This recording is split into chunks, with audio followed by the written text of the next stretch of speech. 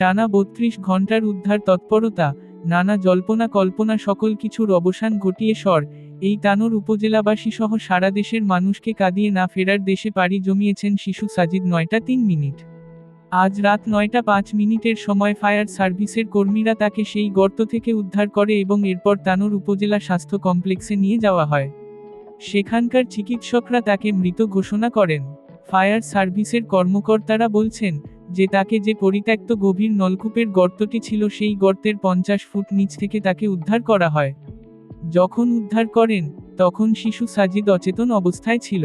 যখন অচেতন অবস্থায় ছিল, তখন সাধারণ যারা মানুষ ছিলেন তারা বেশ উচ্ছ্বসিত ছিল যে হয়তো সাজিদ বেঁচে আছেন এবং তাকে খুব দ্রুত তানোর উপজেলা স্বাস্থ্য কমপ্লেক্সে নেওয়া হলে সেখানকার চিকিৎসকরা মৃত ঘোষণা করেন।